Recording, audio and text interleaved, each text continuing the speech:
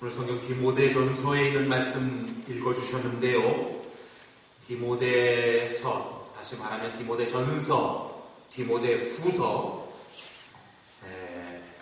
사도 바울이 젊은 목회자였던 디모데에게 보낸 편지입니다. 그 내용 속에는 교회를 이끌어가는데 어떻게 해야 될 것인가 방향을 제시하기도 하고 권면해주는 그런 내용이 포함되어 있습니다. 그래서 흔히 목회 서신 그렇게도 이야기를 한다. 교회 생활에 대한 이야기가 참 많이 나와요. 디모데전서 같은 데 보면은 목사는 어떤 사람이 되어야 될 것이며 또 집사는 어떤 사람이 되어야 될 것이며 신자들은 어떻게 생활해야 될 것이며 하는 얘기가 쭉 나옵니다. 그래서 교회 지도자 혹은 교회 지도자가 될 사람들이라면 디모데전서를 쭉 읽으면서 이런 성품과 이런 믿음을 가져야 되겠다 하는 그런 고백을 할 수 있는 좋은 말씀이 기록되어 있습니다. 목회 서신 그런 별명이 붙어 있으니까 또 목회를 어떻게 해야 될 것인가 목사의 위치에 있는 그런 분들도 읽으면 참 좋을 것이고 물론 이제 목회에 대한 얘기만 나오는 것이 아니라 당시 어떤 신앙 고백을 해야 될 것인가 하는 그런 신앙의 가장 기본적인 얘기들도 많이 나오고 있습니다. 예를 들면은요, 오늘 읽어주신 성경에 보면 두 가지 형태가 나옵니다. 하나는 간증이에요. 그러니까 1장 12절부터 16절까지 하나의 간증 같은 얘기죠. 간증. 그리고 제가 붉은 글씨로 굳이 표현해 놨는데 이건 우리가 송영 혹은 영광송 이렇게 불리우는 아주 중요한 구절입니다. 그래서 이 간증에 있는 내용 읽어주셨지만 간단히 보면 그거예요. 자기 이름 밝히지 않았지만 사도 바울이 자기 얘기를 하고 있는 건 아니겠습니까? 하나님께서 나에게 좋은 일 맡겨주셔서 감당할 수 있게 해주셨는데 참 감사합니다. 그런 얘기를 하면서 자기 과거를 고백하고 있습니다. 나는 사실은 예수님을 박해했던 사람입니다. 난 예수님을 모독했던 사람입니다. 나는 예수님을 학대했던 사람입니다. 내가 모를 때 그런 일을 저질렀었지요. 그렇게 이제 고백을 하면서 그러나 나를 구원하시고 나에게 은혜 주셔서 이제는 영원한 생명을 주신 예수 그리스도를 부인할 수 없습니다. 나는 죄인 중에 죄인입니다. 하는 놀라운 고백을 하고 있고 그 다음에 이제 굵은 글씨로 나오는 게 영광송 혹은 송영 그렇게 말할 수 있습니다. 자, 오늘 말씀의 핵심은요, 이 마지막 절 붉은 글씨로 되어 있는 송영이니까요. 이거 한번 같이 읽어볼까요? 마지막 구절 빠짐없이 한 번 더 빠짐없이 다 같이 시작. 영원한 왕이시며 오직 한 분이시며 눈으로 볼 수 없는 불멸의 하나님께서 영원 무궁토록 영예와 영광을 받으시기를 빕니다. 아멘. 아멘도 포함되어 있는 거예요. 이 비슷한 내용이요 다른 성경에도 있습니다. 디모데전서 6장에도 보면 그 16절에 제가 읽겠습니다. 지나가면서 조금 어려운 말씀도 있는데 오직 그에게만 죽지 아니하고 가까이 가지 못할 빛에 거하시며 어떤 사람도 보지 못하고 또 볼 수 없는 이시니 그에게 존귀와 영원한 권능을 돌릴지어다. 아멘. 그렇게 기록되어 있습니다. 그래서 1장에도 이렇게 나오고요. 6장에도 나오는데 말씀드린 대로 송영 또 영광송 지금 우리 교회에서는 그 영광송 송영을 부르지 않지만은 여러분들이 신앙생활 이렇게 해온 교회에서 늘 마지막 부분에 송영 몇 장 부르시고 예배를 마칩니다 하면서 찬양 성부 성자 성령 삼위일체 신께 익숙하잖아요. 혹은 이천지간 마물두라 하면서 송영을 부르신 다음에 목사님 축도로 마치게 됩니다. 왜냐면은요 영광송이에요. 그러고 보면 이 송영이라는 게 게 지금 디모데전서에도 1장과 6장에 기록되어 있고요. 다른 성경에도 몇 군데 이게 기록되어 있어요. 그러니까 성경의 흐름으로 보면은요, 왜 이게 여기에 들어가 있지 할 정도로 좀 이렇게 생소한 구절이라고 볼 수가 있습니다. 마치 구호 같은 거예요. 그냥 있다가 어떤 구호를 막 외칠 수 있잖아요. 나라를 사랑합시다 이렇게 외칠 수 있어요. 또 이렇게 가만히 있다가 우리 구호 한번 외칩시다. 나라를 사랑합시다. 다시 말하면 자꾸 흔들리니까요, 이 구호와 같은 말씀을 중간에 넣으면서 이것 꼭 가지고 있어야 된단 말이에요. 이것 꼭 우리가 고백해야 된다 말이에요. 이것 꼭 우리가 수시로 고백해야 된다. 이제 설교 제목을 제가 그렇게 수시 고백에 합격하라 이제 그렇게 제목을 잡았는데, 수시 있고 정시, 아이들 시험 볼 때 하는 거 애들이 그렇게 보잖아요. 여기도 뭐 그런 거 있나요? 미리 합격되는 것도 있죠. 어쨌든요, 그 수시로 고백하는 거예요. 수시로 고백하는 거예요. 골로새서 1장에 봐도 비슷한 말씀이 있고요. 빌립보서 2장에 봐도 비슷한 말씀이 있습니다. 그러니까 글쎄 우리가 지금 사도신경을 가끔 외웁니까? 수시로 외웁니까? 사도신경을 외우는 것처럼 그 당시에 신앙생활하는 사람들이요, 중간중간 수시로 이걸 외우면서 흔들리지 않고 이 말씀을 마음에 새겼다고 합니다. 그 내용은요, 우리가 신앙생활을 하는 데 있어서 아주 핵심되는 어떤 규정을 얘기하죠. 어쩌면 삶에서 핵심되는 규정을 우리에게 이야기하고 있는 겁니다. 그 내용을 다시 한번 보도록 하겠습니다. 한번 보겠습니다. 마지막 절 제가 다시 한번 봅니다. 영원한 왕이시며 영원한 왕이시며 오직 한 분뿐이시고 눈으로 볼 수 없는 불멸의 하나님께서 영원토록 영예와 영광을 받으시기를 빕니다. 아멘. 그렇게. 그러면요, 하나님께 영예와 영광, 예전 성경에는 존귀와 영광 그렇게 이제 고백되어 있는데, 당시에 그리스도인들이 지금 얘기한 대로 수시로 고백하는 거라고 했잖아요. 그럼 모임에서도 우리 좀 고백 한번 합시다. 지금 이 고백을 하는 거예요. 그러니까 예를 들면 그거 같아요. 여러분, 우리가 한국에서 이제 어떤 의식 같은 거 하잖아요. 어떤 뭐 졸업식 뭐 이런 거 할 때 국민의례 꼭 들어가잖아요. 국민의례 뭐 하죠? 국기에 대한 뭐예요? 옛날에 우리가 어릴 때는 국기에 대한 맹세라고 그랬는데, 지금은 국기에 대한 경례. 지금부터 국민의례를 시작하겠습니다. 국기에 대한 맹세, 국기에 대한 의례. 나는 자랑스러운 맞나요? 조금 경계되는지 모르겠어요. 나는 자랑스러운 태극기 앞에 조국과 민족의 무궁한 영광을 위하여 몸과 마음을 바쳐 충성을 다할 것을 굳게 다짐합니다. 다음은 애국가 제창이 있겠습니다. 동해물과 백두산이. 이제 지금은 묵념 시간입니다. 호국 선열과 맞나요? 호국. 순국선열과 호국 명령에 대한 묵념. 한글날에도 개천절에도 그거, 졸업식에도 그거 하고요, 입학식에도 그거 합니다. 왜 할까요? 여러분 하면서 뭐 지금까지 생각했나요? 입학식에 갔습니다. 입학하고 국민의례하고 상관이 있나요? 몰라요. 정치하는 분들이 어떤 의도를 가지고 처음에 넣는지 모르지만, 중요한 건 뭐냐면 우리가 살아가는 데 있어서 나라 사랑, 애국, 애족, 이거는 특히 세요. 몰라요. 의도는 그거겠죠. 너희들이 입학을 해도 애국하고 애족하는 게 기본이다. 한글날도 애국하고 애족합니다.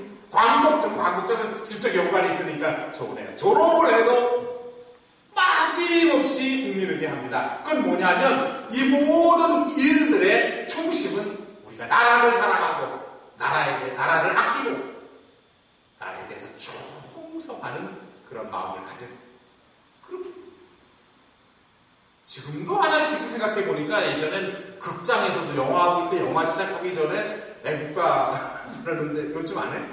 안 해? 이제 안 하나? 예전에 우리 어릴 때는 애국가 부르고 영화 봤잖아요. 어떤 영화든지 뭐 폭력 있는 영화도 꼭 애국가를 부르고. 자, 이겁니다. 당시에 그리스도인들이요, 여러 가지 모임을 모일 때도요, 또 얘기를 나눌 때도요, 어떤 상황이든지, 야, 우리 참, 송영, 영광송, 이걸 해야지. 다시 말하면은요, 그 당시 상황과 약간 배경적인 내용을 알면은요, 배경적인 내용을 알면, 그게 어떤 의미인지 정확하게 알 수가 있다고 하는 겁니다. 여러분, 그 당시 지금부터 뭐 약 2000년 가까이 됐습니다만은, 그 당시 종교적인 배경을 본다 그러면, 어쨌든 유대교겠지요. 구약 성경을 배경으로 하니까요. 예수님이 십자가에 달려 돌아가시고, 부활하시고, 승천하신 다음에 제자들이 복음 전하면서 교회들이 생기기 시작한 것 아니겠습니까? 그러면 이제 몇 년 지나지 않아도 교회들이 생기면서 지금 이 고백을 하고 있는 겁니다. 그러니까 배경은요, 어쨌든 구약입니다. 또 정치적인 배경은 당시에 로마입니다. 당연히 로마의 식민지로 있었잖아요. 그러니까 로마입니다. 문화사상적인 배경은 헬라적인 배경을 가지고 있습니다. 그러니까 지금 여기서 말하는 우리가 잊지 말아야 된다. 기독교인으로서 잊지 말아야 된다. 하나님께 존귀와 영광, 영예와 영광을 드려야 된다. 이 고백은 그 당시에 자꾸 잊어버리니까요. 잊어버릴 수밖에 없는 환경과 상황이기 때문에 이걸 자꾸 강조하는 거예요. 영광, 특별히 이제 영광 그러면은 하나님의 어떤 나타나는 어떤 그런 걸 얘기하는 거거든요. 신구약 전체에서 아주 중요한 주제이기도 합니다. 모세가요, 시내산에서 하나님을 직접 보고 싶어 했던 내용 나오잖아요. 그런데 이제 모세가 뭐라고 고백하느냐면 출애굽기 33장에 보니까 주의 영광을 내게 보이소서. 하나님 보고 싶습니다. 그에게 하나님 좀 나타나세요. 주의 영광을 내게 보이소서 하는 이 영광이 지금 나와 있는 똑같은 말의 영광입니다. 그러니까 영광은요, 하나님이 임재하는 걸 얘기하는 겁니다. 궁극적으로 하나님이 나타나시는 것을 얘기하는 것입니다. 근데 사람이 그걸 볼 수 없다고 이미 모세에게도 말씀하셨고, 모세는 하나님의 뒷모습만 봤다. 앞모습을 보면 죽었기 때문에 뒷모습을 봤다. 그렇게 성경에 기록되어 있습니다. 그러니까 지금 이 당시에도요, 하나님의 영광을 늘 찬양하라 하면서 이 중간중간 이 영광성을 계속 했던 것인데, 만약에요, 이 사람들이 막 뜨거워져갖고 하나님의 영광만 찾았다면 영광 얘기할 필요가 없습니다. 지금 문제가 생긴 겁니다. 왜? 신앙이 지금 흔들리는 거예요. 신앙이 문제가 생겨서 자꾸 잊어버리는 거예요. 그러니까 너희들이 중간중간 이렇게 마치 국민의례처럼 모일 때마다 이 영광송 송영을 하라, 그렇게 말하고 있는 것이죠. 그러니까 이게 모든 게 하나님께 영광으로 돌아가야 되는데 하나님께 영광 돌리지 못하고 중간에 어떤 가로채는 그런 세력이 있었으니까 자꾸 얘기하는 건 아니겠어요. 자꾸 얘기하는 거예요. 자꾸 주입을 시키는 거예요. 주입을 시키는 거예요. 그 배경은 당시에요, 가장 큰 영광은 로마 아니겠습니까? 로마 황제, 박스 로마나 그렇게 얘기하잖아요. 그 당시에 모든, 지금 이스라엘 같은 경우는 그 당시에 로마의 속국이었었기 때문에 로마군요, 로마 황제는요, 로마의 평화를 그쪽에 심어주려고 애를 썼습니다. 그러니까 로마의 체제를 공고히 하기 위해서 자꾸 어떤 걸 만드는 거예요. 황제가 최고다. 그러니까 그 당시에 이 로마 같은 경우는요, 종교는 인정해 주었습니다. 종교는 인정해 주면서, 그런데도 불구하고 황제, 너희들이 섬길 것은 오직 주라고 부를 수 있는 분은 로마 황제밖에 없다는 거예요. 그러니까 우리나라도 좀 비슷하지 않았나요? 일본이 다스릴 때 일본 체제 만들려고 천황폐하에게 신사참배하는, 서부고 신사참배하는 그런 일 했잖아요. 그래서 한창 이슈가, 지금도 뭐 가끔 나오는 이슈가 됩니다만, 그 당시 이제 기독교 종교계 어떤 목사님들도 신사참배에 불려가서 신사참배했고, 그 신사참배하는 목사님들이다 하면서 이제 이미 작고한 분들이 있지만은 명단들이 막 이렇게 이제 나오고 막 그랬었어요. 그러니까 일본이 이제 일본 그리고 참씨 개명하고 뭐 당시에 뭐 일본말 쓰고 이런 거 보면은 하여간 일본을 우리나라의 그 어떤 체제화시키려고 했던 것처럼 로마도 마찬가지였었어요. 그러니까 로마의 평화를 온 이스라엘뿐만 아니라 그 당시에 속국인 모든 나라들에게 심어주려고 애썼다는 거예요. 그러니까 이게 그거예요. 최고의 평화의 상징은 바로 우리 황제다 말이에요. 로마의 황제다 말이에요. 이걸 자꾸 강조하고 그러니까 하나님께 영광을 돌려야 되는데 그 영광의 자리에 누가 턱하니 들어가느냐 하면은 로마 황제가 들어서게 됐다고 하는 거예요. 오직 로마 황제에게만 주라는 칭호를 붙여라. 황제가 신처럼 그렇게 행세하게 됩니다. 근데 우리 예수 믿는 사람들이 모이는 특히 그 당시 기독교회가 이거 그럴 수 없잖아요. 우리가 믿는 분은 하나님이에요. 우리가 구원자는 예수 그리스도예요. 그러니까 영광은 로마 황제에게 돌리는 게 아니라 오직 하나님께만 돌려야 한다 하는 걸 심어주기 위해서 마치 국민의례가 수시로 있는 것처럼 이 수시 고백 이걸 그저 모일 때마다 오직 하나님께요. 또 모이면 오직 하나님께요. 이 성경에도요 중간중간 이렇게 아주 전혀 다른 것 같은데 중간에 삽입되면서 그 말씀을 읽고 고백하도록 됐다고 하는 것입니다. 그러니까 당시 기독교인들이 이걸 고백한다는 건 대단한 일입니다. 왜? 자칫하게 되면 불려가거든요. 뭐 일제시대도 우리 그랬잖아요. 불려가서 고문당하고 잡혀가고. 어쩌면은 성경대로 살려고 하는 것이 우리 그리스도인들의 모습이라면 지금도 마찬가지라고. 성경대로 산다는 것이요 쉽지 않습니다. 너무 힘들어요. 왜? 대부분 보니까 성경은요 반대예요. 세상과 반대되는 일이 너무 많아요. 예를 들어서 우리가 성령을 부릅니다. 찬양, 성부, 성자, 성령 오직 하나님께 돌리겠습니다. 근데 세상에 있는 세력은 그런가요? 눈만 뜨면 세상의 어떤 명예와 출세와 부귀를 막 그 상황에서 오직 나의 구원자는 하나님이십니다. 이렇게 고백하는 게 쉽지 않아요. 글쎄 여러분들이 이 자리에 앉아서 있으니까 예수 믿는 사람이고 하나님 믿는 사람이에요. 저도 마찬가지고. 그러면 오직 하나님만 중심으로 지금 살아가고 있을까요? 오직 하나님만이나 영광 받으실 분이라고 생각할까요? 다른 걸 추구하고 있지 않나요? 오히려 보이지 않는 하나님은 멀리 가 있고요. 눈만 뜨면 지금 내가 추구하는 게요. 눈에 보이는 걸 추구하는 게 아닐까요? 까맣게 잊어버리다가 그냥 주일대에서 겨우 혹시 하나님 찾는 정도는 아닌가요? 하나님은 세 가지 속성을 설명하고 있습니다. 그러니까 지금 보니까 뭐라 그러냐면 영원한 왕, 한 분뿐이고 눈으로 볼 수 없는 이제 그분 오늘 그 성경에 보면 마지막 부분에 보면 영광성에 보면 이제 그렇게 말하고 있습니다. 그러니까 이게 보게 되면 로마의 황제하고 정반대되는 말들만 뽑아놓은 거예요. 그렇잖아요, 여러분. 로마의 황제는 유한한데 하나님은 영원하다고 합니다. 황제는 왕은 여러 사람이 들고 있는데 오직 한 분 하나님은 한 분뿐이라고 말합니다. 황제는 볼 수 있지만은 하나님은 눈으로 볼 수 없는 것을 말하고 있습니다.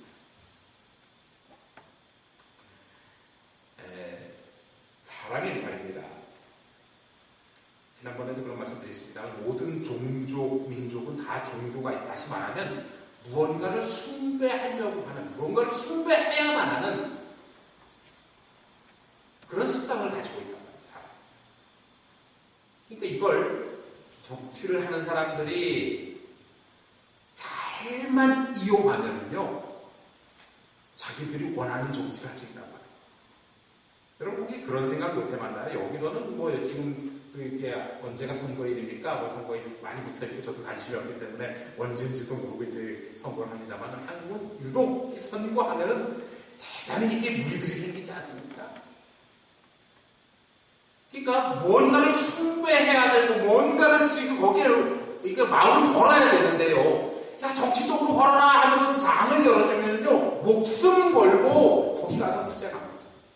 자기네가 못하는 거죠. 그래서 상대편 후보들 그 세력들이 서로 이렇게 싸움들 하고 이제 그런 일도 많이 일어나지 않습니까? 지금 로마가 이제 식민지를 하면서 이끌어가려고 하는 게 뭐냐면은 그 습성을 이용해서 오직 로마 황제만이 세상에서 최고의 왕이다. 이쪽으로 지금 이끌어가려고 하는 거예요.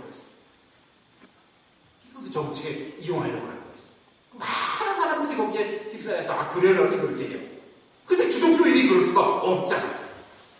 그게 지금 이제 이 성령이 나오는 거고요. 그 과거 얘기를 하고 그러면 도대체 오늘날은 여러분과 제가 무엇을 황제처럼 숭배하고 있는지 좀 생각해 봐야 돼요. 그럼 당연히 누가 뭐래도 돈이나 자본 그렇게 얘기합니다. 우리의 의식 구조가 아예 그렇게 되어 있습니다. 그렇게 수십 년을 그렇게 지금까지 살아왔어요. 물론 신앙도 들어있고 신앙적 요소도 들어있지만은 지금 우리가 살고 있는 그런 어떤 구조가 그런 상황입니다. 글쎄요, 일반화시켜서 얘기한다면 모든 어떤 사람에 대한 판단 오직 돈으로 자본으로 판단합니다. 그런 예를 흔히 들잖아요. 무슨 차를 뭘 타고 있느냐에 따라서 구분된다. 아파트도 평수에 사는 애들끼리 단짝이 이해가 되겠습니다만은 그렇게 구분을 하고 사회 곳곳에 만연해 있습니다. 나도 모르게 거기서 그대로 인정하고 그대로 알아듣고 그대로 판단하고 그대로 말하고 있습니다. 황제 숭배하는 거예요. 지금 뭔가를 숭배하는 거죠. 여러분 어떤 피조물을 신으로 섬기는 것은 우상 숭배라고 말하고 있습니다. 아이고 이렇게 돈이 지배하는 구조에서는 어쩔 수 없지요. 그렇게 생각하나요? 근데 가만히 생각해보면 정말 이게 막 발전하고 우리나라에 한창 발전하고 그럴 때 보면은 무슨 이제 공장에 연기 올라가고 이런 게 잘 살아보세요 해갖고 된다 말이야 우리나라 잘 살았습니다. 실제로 그래서 잘 살아왔어요. 그래서 지금도 이제 경제적인 발전을 이루려고 최대의 목표가 뭐냐면 그 경제적인 발전을 이루려고 하는 이게 모든 나라의 어떤 목표의 꿈이에요. 그러니까 잘 살아보겠다는 거죠. 그런데요, 글쎄 잘 살아보겠다 그러면은요, 잘 살려고 한다면 이게 모든 어떤 인류가 가지고 있는 자원을 자꾸 이게 사용을 해야 되잖아요. 그렇죠? 예를 들어서 여러분 전기나 이런 게 다 지금의 전열기구에 많이 없었다 그러면 전기가 많이 필요 없을 거 아니에요. 그런데 지금 있는 상황에서 이걸 다 다스리려면 뭔가 있어야 되잖아요. 근데 자원이 있어야지 이걸 다 운영할 수 있는 건 아니니까 그러니까 자원이 자꾸 고갈되는 거죠. 에너지가 자꾸 고갈되는 건 아니겠어요? 그러면 발전이 된다. 발전이 된다고 발전이 된다. 많이 일어났습니다. 그러면 자원이 자꾸 없어진다. 그건 자원이 없어진다는 건 정확하게 보면 뭐냐면요. 우리의 아들, 딸, 우리의 후손들이 써야 될 자원을 우리가 미리 앞당겨 쓰는 거나 다름이 없어요. 지금 예를 들어 어떤 산업이요. 완전히 발달했지 않고 그만큼 거기에 에너지가 들어가야 되잖아요. 그죠? 전기면 전기 이런 거 들어가야 되잖아요. 그럼 이미 지구에 있는 에너지를 물론 대체 에너지가 나온다고 하지만 대체 에너지 자체도 사실은 지구 내에 있는 거예요. 그러니까 우리가 지금 발전한다고 하는 의미는요, 우리가 우리 후손들이 써야 될 에너지를요, 앞당기는 거예요. 자꾸 먼저 써가는 거예요. 한계가 있는데도 자꾸 먼저 써나가는 거죠. 우리가 생각을 좀 바꿔야 될 게 뭐냐면, 잘 살아야 된다, 좋은 거 해야 된다. 이게 아니라, 그냥 우리가 조금 불편해도, 좀 이게 어려워도 자손들을 위해서 내가 에너지를 남겨줘야 된다. 이런 생각을 가지고 있는 게 더 올바른 생각이라고 하는 거죠. 근데 우리의 어떤 지금 삶의 구조나 어떤 생각들이 이미 자본주의 사회 속에서 어떤 경제 발전과 또 어떤 산업의 발전의 여러 구조 속에서 나왔기 때문에 뭐 발전되는 게 뭐 잘 되는 게 지금 풍성한 게 좋은 것처럼 우리가 생각하는데 사실은 내가 가장 사랑하는 자녀들이 써야 될 것을 우리가 미리 쓰고 있다고 봐도 틀림없다고 합니다. 그러니까 그런 어떤 기본적인 원리에 있어서 자본에 대한 어떤 그런 생각을 좀 바로 가질 수 있어야 된다는 것이죠. 여러분, 저는 이제 말씀을 정리하려고 해요. 우리 하나님을 믿는 사람입니다. 그럼에도 불구하고 이 당시에 황제 같은 존재들이 우리 눈에 존재하고 있습니다. 저의 고백이기도 합니다. 제 눈에도 그런 게 보이지요.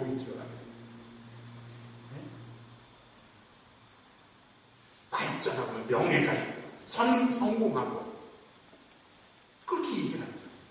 그러면서 그렇게 생각할 때 우리가 꼭 수시 고백을 해야 될 내용이 있는데 오직 왜냐하면 그걸 고백할 때 세상에 있는 것들을 고백하고 내세울 때 점점 사라지는 게 뭐냐면 하나님에 대한 고백이 사라집니다.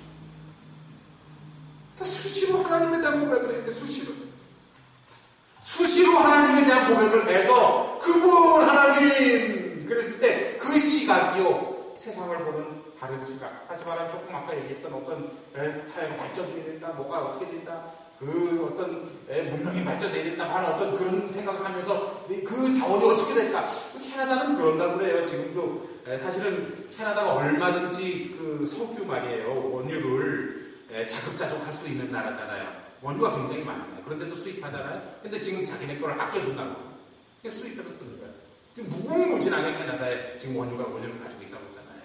그러니까 자기 나라를 위해서 어떤, 캐나다가 뭐 그것도 표현하면 이기적이라고 볼 수 있는지 모르지만, 어쨌든 언젠가는 고갈되기 시작할 건데, 그때 가서 우리나라를 우리가 그때 자기가 자기네 거 써야 된다고 이제. 미국도 마찬가지예요. 미국도 얼마든지 자급자족할 수 있잖아요, 원유가. 그래도 불구하고 이제 수입해서 쓰는 것 아니겠습니까? 여러분. 내 눈으로 보는 거, 보여지는 거, 자칫하면 하나님의 생각을 자꾸 잊어버리게 만드는 그런 일이 아니라고 생각합니다.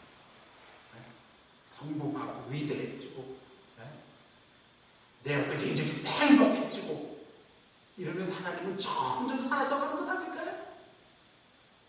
수시, 그 말이 정확하게 일정하게 정하여 놓은 때 없이 그때 상황에 따른 이 수시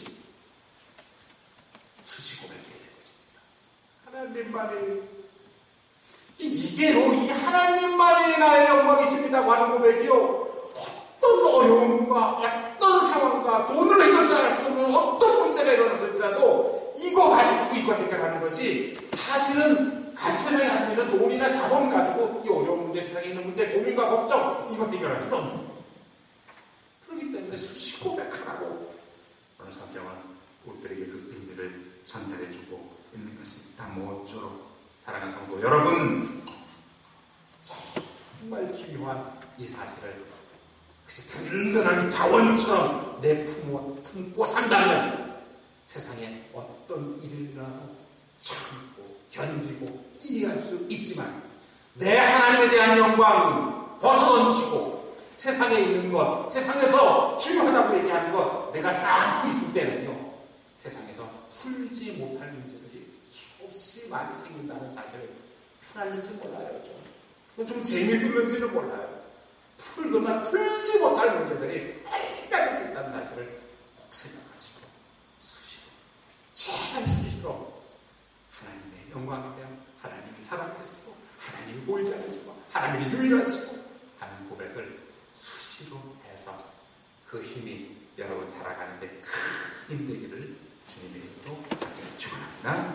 기도하겠습니다.